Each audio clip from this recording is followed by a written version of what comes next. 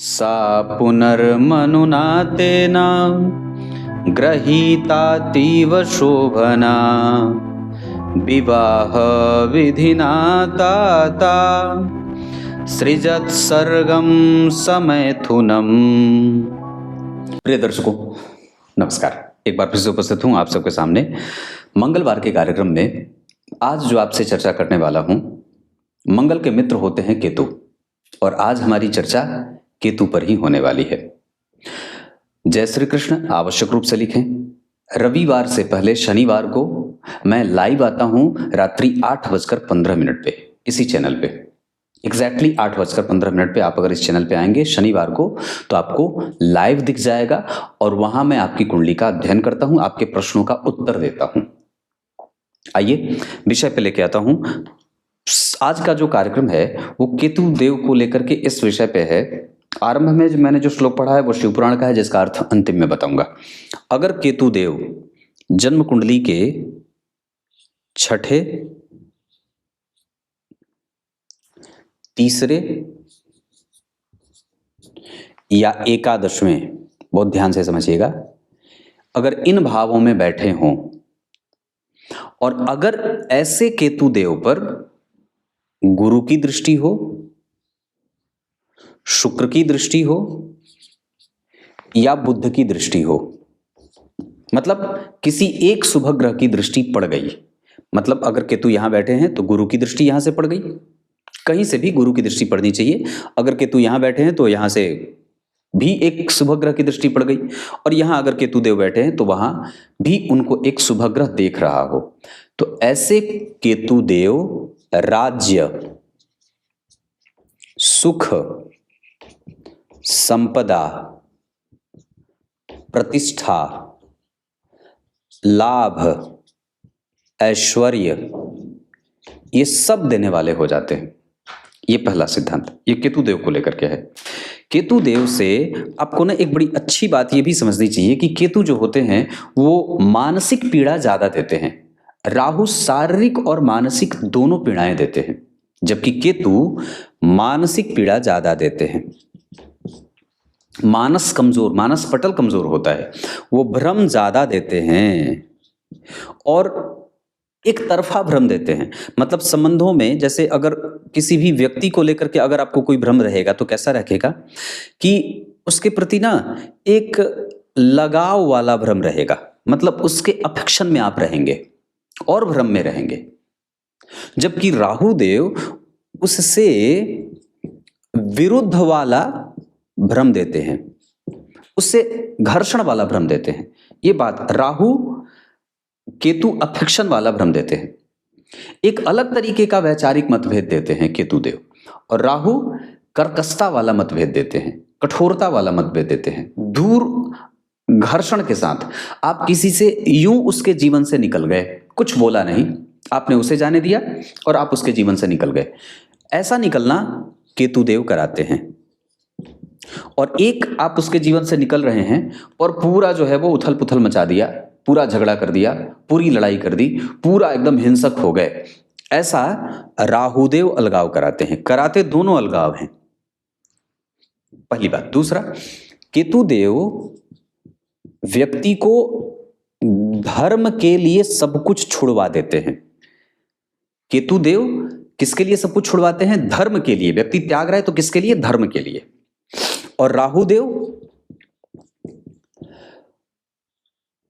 भ्रम के लिए सबको छुड़वाते हैं, मतलब माया के लिए सबको छुड़वाते हैं। राहु क्या है? माया है, मायावी ग्रह। राहु आपको दुनिया से अलग लेके जाएंगे, आप अपने माता पिता से अलग हो जाएंगे, इष्ट मित्र से अलग हो जाएंगे, सगे संबंधियों से अलग हो जाएंगे। किस लिए? दुनिया की माया में उलझे हैं, ये राहु कराते हैं। और केतु जब आएंगे तो आपको ना सबसे अलग कर रहे हैं जरूर, पर किस लिए? धर्म के लिए, ठाकुर जी के लिए, भगवान के लिए, मंत्र के लिए, जपने के लिए, सिद्धि के लिए। ईश्वर के प्रति विश्वास इतनी प्रगाढ़ है कि नहीं भाई अब इसमें कुछ रखा नहीं है। दोनों ही अलग करते हैं, अलग अलग अर्थों में। अब इसको और भी ज्यादा समझते हैं, तो मैंने केतु देव के बारे में इतना बता दिया। अब इसको जरा और भी समझते हैं। राहु जो हैं वो घाव हैं, घाव की आकृति हैं। राहु घाव की आकृति और केतु घाव के दर्द, घाव में बसा हुआ दर्द। दर्द आप किसी को दिखा नहीं सकते। घाव अगर आपके शरीर के किसी एक हिस्से पे हुआ है तो आप उसको दिखा, देखो ना मुझे बड़ा फोड़ा हो गया है, बड़ा दर्द कर रहा है, पर दर्द कैसे दिखाएंगे? आप उसको असहनीय पीड़ा बता सकते हैं, सामने वाला ऐसा कर सकता है, पर दर्द तो दर्द है। उसी तरीके से भगवान जब केतु एक्टिव होते हैं ना,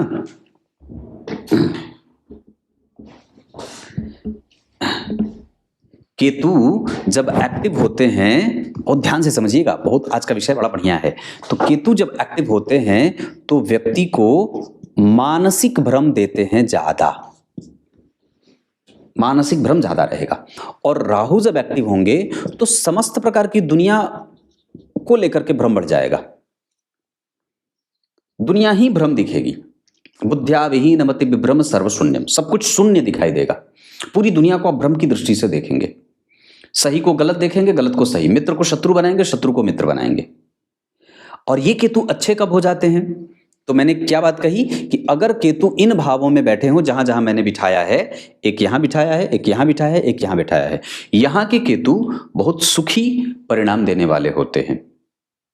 जबकि अगर इन पे किसी शुभ ग्रह की दृष्टि पड़ जाए तो ये बहुत ही संतुलित और बेहतरीन परिणाम देने वाले ग्रह बन जाते हैं। केतु को आपने समझ लिया, केतु किस भाव में प्लेस होते हैं तो समझ लिया। अब जरा समझ लीजिए कि केतु कहां नुकसान भी करने वाले हो जाते हैं। जन्म कुंडली के चतुर्थ भाव में अगर केतु बैठेंगे तो इसके कुछ कमजोर परिणाम देखने को मिलते हैं, जैसे माता को लंबी बीमारी दे देते हैं। जन्म कुंडली के दशम स्थान में अगर केतु बैठेंगे तो यहां भी ये कई बार व्यक्ति को असामाजिक बना देते हैं। यहां भी व्यक्ति के जीवन में करियर ऊपर नीचे होता रहेगा, करियर बहुत समय तक व्यक्ति यही सोचता रहता है कि क्या ही किया जाए, कुछ समझ में नहीं आ रहा। जन्म कुंडली के दूसरे भाव में केतु होते हैं तो व्यक्ति को मानसिक विक्षिप्त बना देते हैं, विचारों में स्वतंत्रता नहीं होती, या कई बार व्यक्ति के विचार बनते ही नहीं है, क्योंकि दूसरा भाव विचारों के बनने का होता है। उसके बाद जन्म कुंडली के सप्तम भाव में जो केतु होंगे ना, अगर सप्तम भाव में केतु बैठे हैं तो यहां व्यक्ति को विवाह में उस तरीके का मतलब दिलचस्पी, जैसे होता है ना विवाह में दिलचस्पी, उस तरीके की नहीं होती है। सामान्यतः हाँ ठीक है चलो विवाह मैंने कर लिया, और यहां तक के इतने भाव। अब केतु ना कुछ अच्छे अल्टीमेट कुछ धार्मिक अच्छे परिणाम कब दे जाते हैं, मतलब टोटल व्यक्ति को बहुत ज्यादा इंटेलेक्चुअल बना देते हैं, बहुत ज्यादा डीप एनालिसिस में जाता है, भगवान में जाता है, आध्यात्मिक बहुत ज्यादा कब केतु बना देते हैं? 3 भावों में। पहला, जन्म कुंडली के पंचम भाव में केतु व्यक्ति को बहुत ज्यादा आध्यात्मिक बनाते हैं। जन्म कुंडली के अष्टम भाव में केतु व्यक्ति को किसी भी प्रकार की प्रतियोगिता में नहीं रखते, व्यक्ति दुनिया से परे अलग तरीके की प्रतियोगिता में होता है, वो सिर्फ भगवान में ही और भगवान के अल्टीमेट सत्य को जानता है, जहां न उसे कुछ अच्छी चीज आकर्षित करती है और ना कोई बुरी चीज उसे घिन्न देती है। मतलब यहाँ के केतु व्यक्ति को अल्टीमेट ट्रूथ बताने की स्थिति में लेके जाते हैं। और एक नवम भाव के केतु व्यक्ति को बहुत ज्यादा धार्मिक दानी पूजा पाठ करने वाला बना देते हैं। तो कुल मिलाकर के आपने कितने भावों के केतु के बारे में जान लिया? द्वितीय को जान लिया, तृतीय को जान लिया, चतुर्थ को जान लिया, पंचम को जान लिया, छठा को जान लिया, सातवां को जान लिया, आठवां को जान लिया, नवां को जान लिया, 10वां जान लिया, 11वां जान लिया। 12वें भाव के केतु के बारे में मैं नहीं बताऊंगा और ये ऐसे ही रहने देते हैं। 12वें भाव के केतु व्यक्ति को एक तरीके से अगर देखें तो मोक्ष की गति को लेके जाते हैं, ऐसा कहा गया है, पर मैं उस पर आज बोलने नहीं आया था।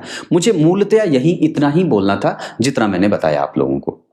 विषयवार तरीके से अगर समझते हैं तो केतु जब कभी भी केंद्र में बैठे हों, अब केंद्र को अगर विचार करते हैं तो केंद्र ये है, केंद्र ये है, केंद्र ये है और केंद्र ये है।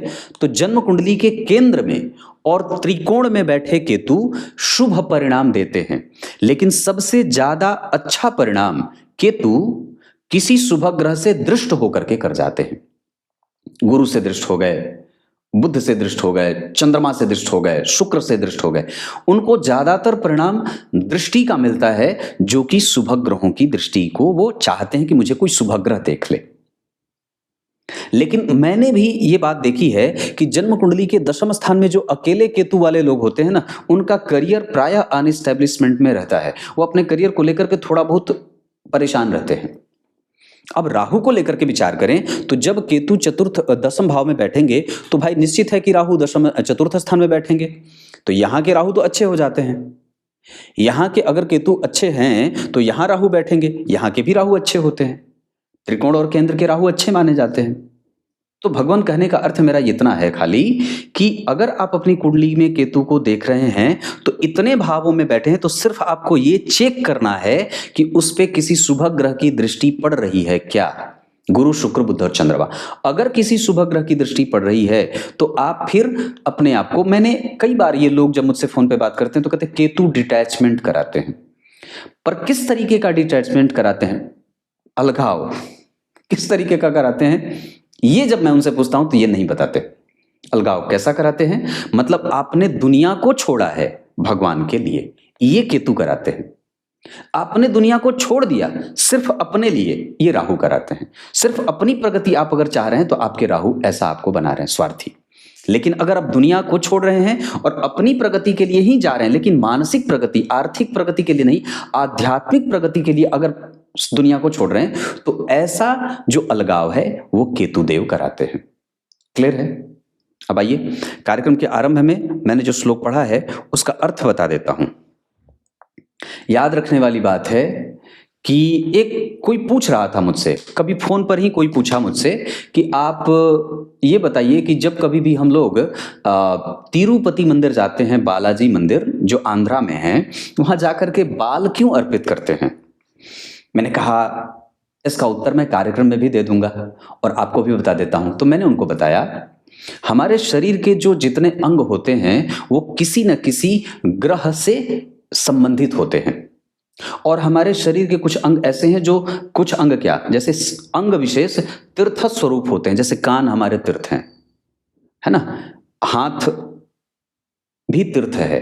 जब आपकी कुंडली में आप ग्रहों को बांधते हैं, मतलब कुंडली से शरीर का जब मेल कराते हैं या शरीर के अंगों से जब ग्रहों का तादात्म्य बनाते हैं, तो आप उसमें बाल को शनिदेव से जोड़ते हैं।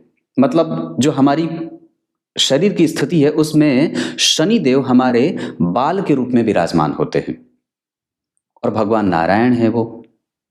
और शनिदेव जो होते हैं वो क्रूर होते हैं, दुख होते हैं। ये एक तरीके से आप जब उनके पास जाते हैं तो दंभ नहीं रह जाता, आपका अभिमान। हमारे शरीर का सबसे सुंदर भाग क्या होता है, हम बालों को ही तो संवारते हैं, हम अपने बालों को खूब सजाते हैं, उसमें उसको लेकर के बहुत ज़्यादा सजग होते हैं। तो जो शरीर की सबसे बड़ी सुंदरता का विषय है, वस्तु है, जो बाल है, उसको ही भगवान के पास जाकर के अर्पित कर देते हैं। और बालों में पाप भी निवास करता है, शनि पाप भी कराते हैं, दुर्मुख भी कई बार व्यक्ति को बना देते हैं। और हमारे शरीर का सबसे सुंदर हिस्सा जो बाहर से दिखने पे लगता है, मुखड़ा, मुखड़े की भी सुंदरता कब है, जब मस्तक पे बाल हो, सर पे बाल हो। अगर वो ना रहे तो मुखड़ा कितना भी सुंदर रहे, थोड़ा तो वो कुरूप लगता है। इस वजह से ही कि हमारे शरीर का सबसे सुंदर हिस्सा जो बाल है, हे ठाकुर जी मैं आपको उसी को अर्पित कर देता हूं। मेरे अंदर अभिमान नहीं रहा, मेरी सुंदरता का भान मुझे ना हो। आप तो परम सुंदर हैं, आपसे सुंदर तो कोई हो ही नहीं सकता है, आप सबसे सुंदर हैं। और आपकी सुंदरता के पीछे तो वेद भी नेति नेति कह देते हैं। आपकी सुंदरता की व्याख्या करने के लिए तो किसी के पास शब्द ही ना रहे। आप इतने सुंदर हैं, आप इतने सुंदर हैं कि व्यक्ति जब आप मुस्कुरा देते हैं तो भगवान जब मुस्कुरा दें तो माया बन जाए, और वो माया इतनी सुंदर है कि दुनिया के मनुष्य, दुनिया हम जो पुरुष हैं उस माया में ही लिप्त हो जाते हैं। तो भगवान कितने सुंदर होंगे जो मायापति हैं। तो उस सुंदर भगवान के सामने जाकर हम अपने आप को सुंदर नहीं दिखा सकते। इस वजह से हमारे शरीर का जो सबसे सुंदर जो हमें बना देता है वो बाल, हम सबसे पहले उसको ले जाकर के अर्पित कर देते हैं। और जो बाल होते हैं वो पाप भी होते हैं। इसी वजह से आप जब कोई जैसे जातक सूतक लगता है, सूतक लगता है तो बाल छिलाते हैं, बाल मुंडन कराते हैं, या गर्भ का बाल है तो भाई उसका मुंडन संस्कार करते हैं। तो ये बाल पाप के कारण भी बनते हैं। इस वजह से हमें ये भगवान को जाकर के हम वहां अर्पित कर देते हैं। ऐसा उन्होंने पूछा था, इस वजह से मैंने सोचा कि इसको कार्यक्रम में बता देता हूं। अब ठाकुर जी की बात है, शिव पुराण में भगवान वेदव्यास लिखते हैं कि मैंने अपने शरीर को 2 हिस्सों में विभाजित किया, बटा नहीं, बस ऐसे ही। एक को मनु बनाया, एक को शत्रुपा बनाया, और मनु से शत्रुपा का विवाह कराया, जिससे प्रियव्रत और उत्तानपाद नाम के 2 पुत्र हुए और 3 पुत्रियां हुई। यहां भगवान लिखते हैं उन्होंने शत्रुपा से प्रियव्रत और उत्तानपाद नामक 2 पुत्र उत्पन्न किए और 3 कन्याएं आकुति, देवहूति और प्रसूति, ये 3 कन्याएं उत्पन्न हुई। मतलब महाराज मनु की कितनी संतानें टोटल? 5 संतति, 5 संतान हुए। तो प्रियव्रत और उत्तानपाद ये 2 हो गए पुत्र और 3 पुत्रियां, देवहूति, आकुति और प्रसूति। तब तक के लिए बहुत बहुत नमस्कार।